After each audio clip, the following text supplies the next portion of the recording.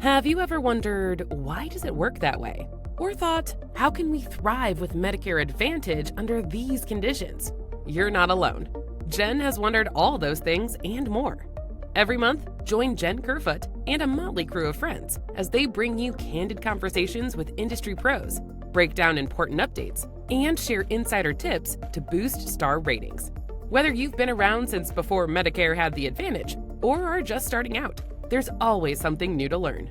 Welcome to Stars Unscripted.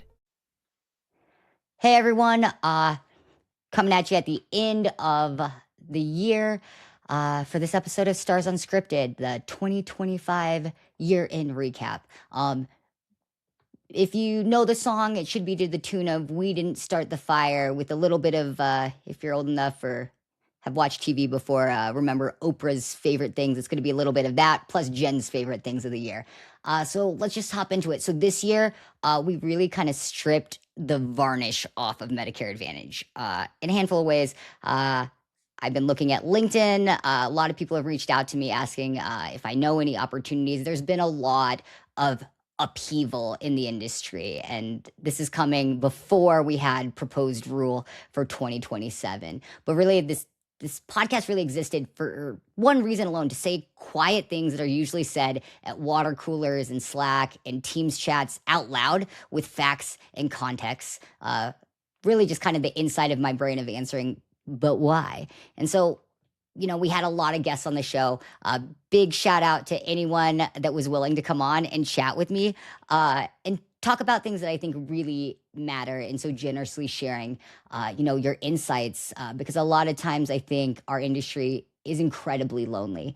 I know that I've encountered that at times, and it's really nice to know that not only is there a giant professional community that exists out there, but people that are asking the exact same questions as you are in your day-to-day life. So starting from the beginning of the year, we had AEP. AEP in 2025 was wild.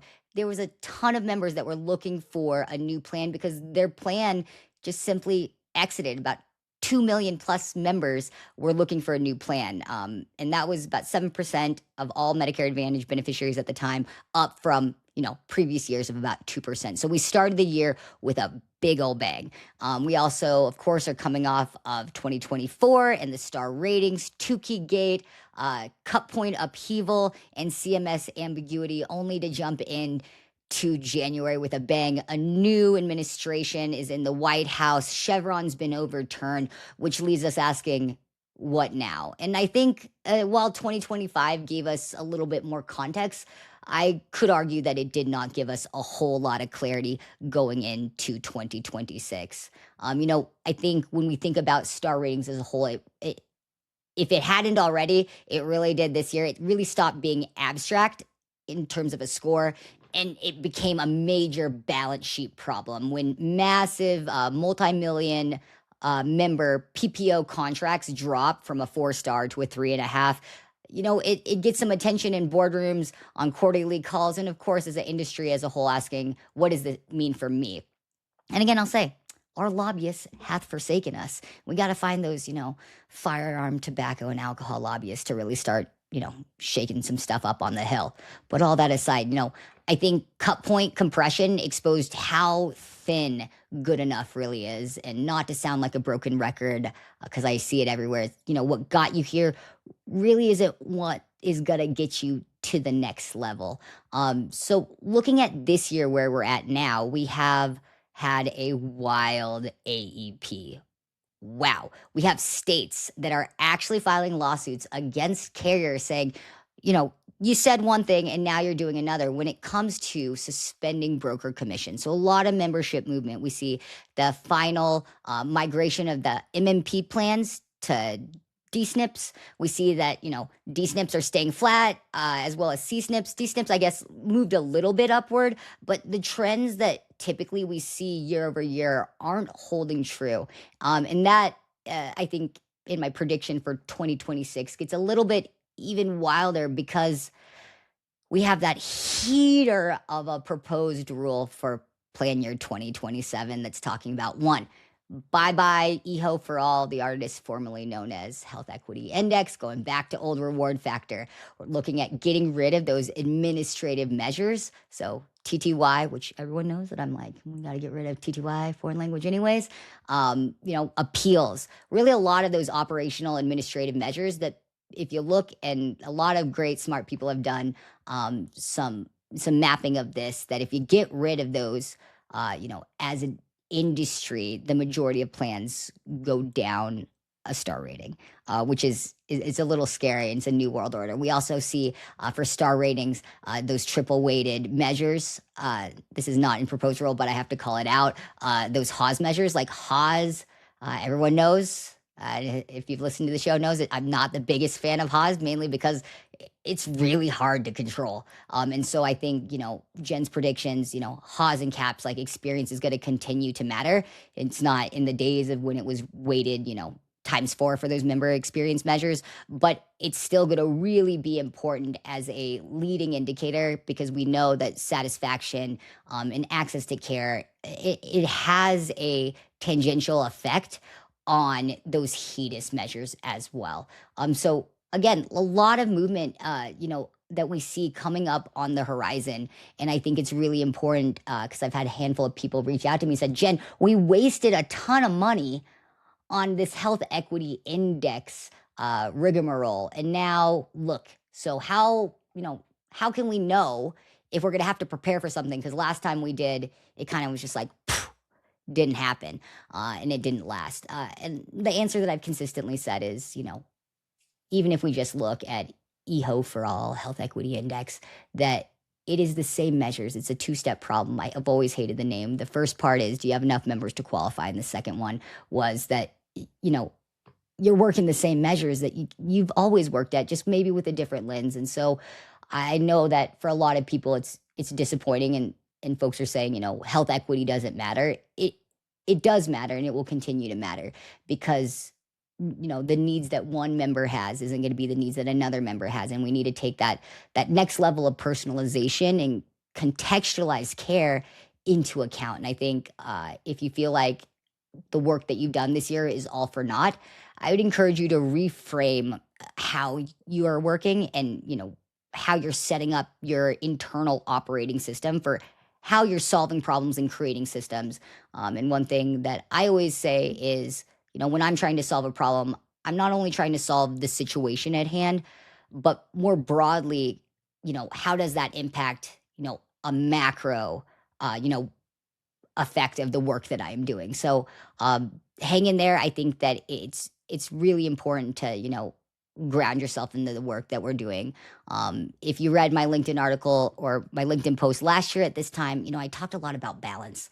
And the funny thing is, I'm on the eve of getting on a plane to go out of office. I haven't packed. I'm going to probably throw some stuff into a suitcase tonight. But I talk a lot about balance and how my career, I've really struggled in a lot of ways to find the balance between how do you give, 110% to the work you're doing, but not let that be the only thing that you're doing.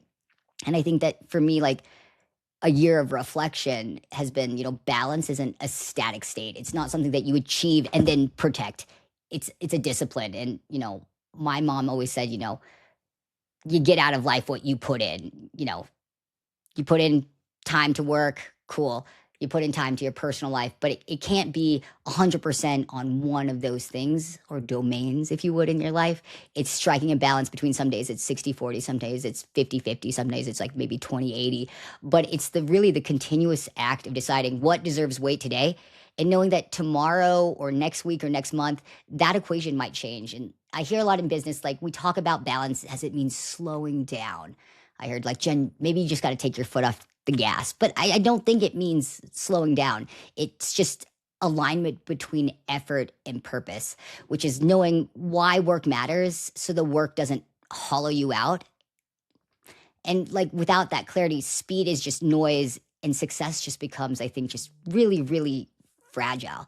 And for me this year, I focused on a lot of gratitude. So gratitude is really the stabilizer. So like, not performative gratitude, not like, here's a pizza party or, maybe a gift card. It's not what you post when you're saying, shout out to my team members that are working hard. It's the private kindness. Also, not always like uh, has that like maybe stake in the ground where it's obvious. It's kind of the things that happen in between the minutes when you're working. It's not being about satisfied with less. It's about recognizing the cost in terms of time, effort, other things not happening, uh, and what it culminates to make something meaningful.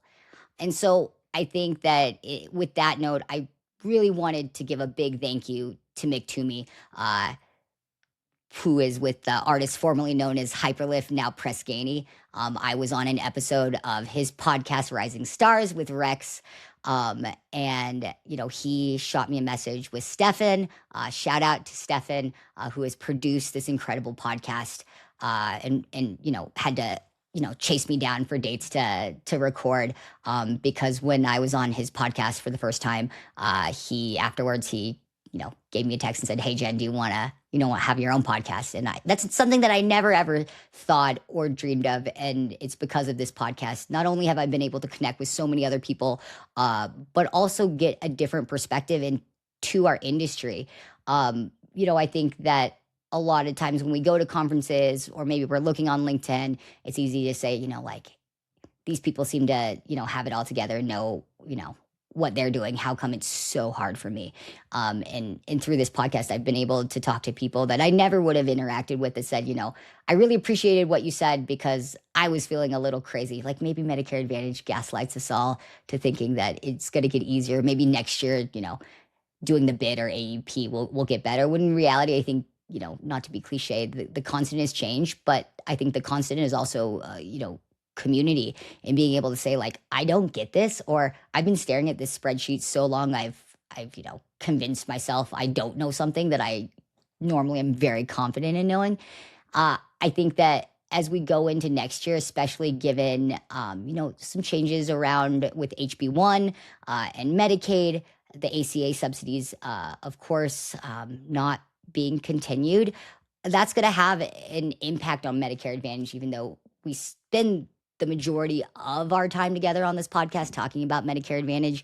I think it's important to remember that for a large portion of the industry, they are not just payers that have one line of business, they have multi lines of business. And so when there is an impact to, one of their lines of business in the way that we are going to be seeing that between the ACA and Medicaid, that has a tangential impact on Medicare Advantage, more so than ever before, I think, because with the absence of Chevron doctrine, with this new administration, there's a lot of moving pieces that's going to require, I think, a lot more coordination in the new year. And so I really wanted to take time to, one, say thank you to everyone who listened, but also, kind of say out loud that this shit is hard.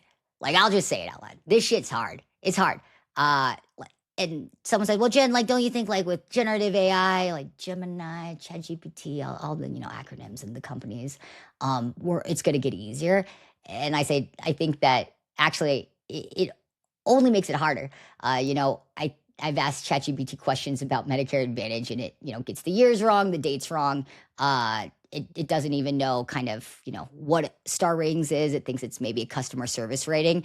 But in reality, I think the answer isn't necessarily going to be AI. It's actually going to be more of going back in time and just talking to people and saying like, hey, is this what you're seeing?